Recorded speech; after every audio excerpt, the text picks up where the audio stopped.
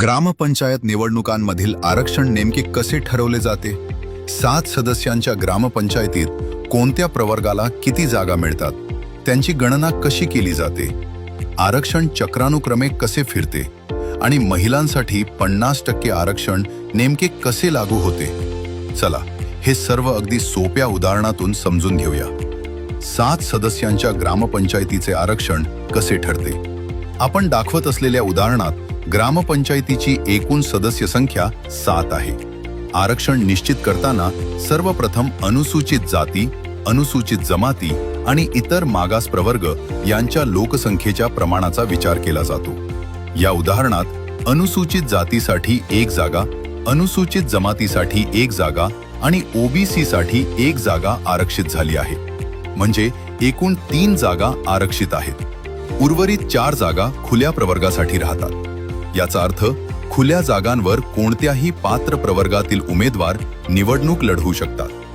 अशा प्रकारे आरक्षणाची प्रक्रिया लोकसंख्येच्या प्रमाणावर आणि कायद्यातील तरतुदींनुसार निश्चित केली जाते.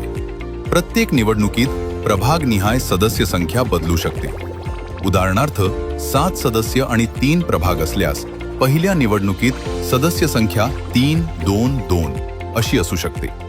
पुढील निवडणुकीत ती 2-3-2 आणि त्यानंतर 2-2-3 अशी बदलते. यालाच चक्रानुक्रमे सदस्य संख्या फिरवणे म्हणजे रोटेशन असे म्हणतात. SC, ST आणि OBC आरक्षणाची गणना कशी होते? आरक्षणाची गणना करताना SC आणि ST साठी अपूर्णांक आल्यास पुढील पूर्णांक ग्राह्य धरला जातो.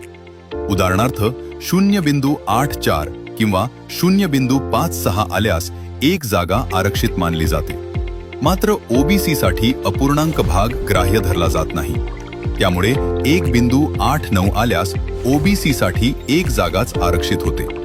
आता आपण महिलांच्या 50% आरक्षणाबाबत जाणून घेऊया.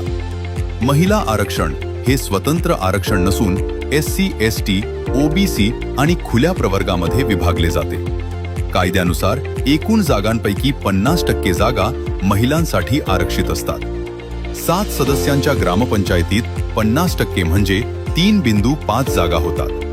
अशा वेळी 0.5 किंवा त्यापेक्षा जास्त अपूर्णांक असल्यामुळे पुढील पूर्णांक धरून 4 जागा महिलांसाठी आरक्षित केल्या जातात. म्हणजेच 7 सदस्यांच्या ग्रामपंचायतीत किमान 4 महिला सदस्य असतील.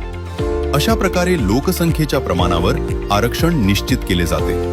प्रभागनिहाय सदस्य संख्या चक्रानुक्रमे बदलते आणि महिलांसाठी 50% आरक्षण लागू केले जाते.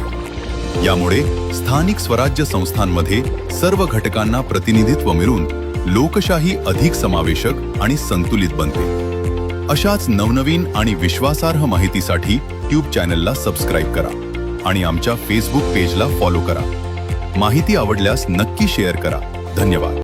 महाराष्ट्रातील ताज्या घडामोडी पाहण्यासाठी लाईव्ह 24 तास न्यूज चॅनलला सबस्क्राईब करा आणि बेल आयकॉनवर क्लिक करा.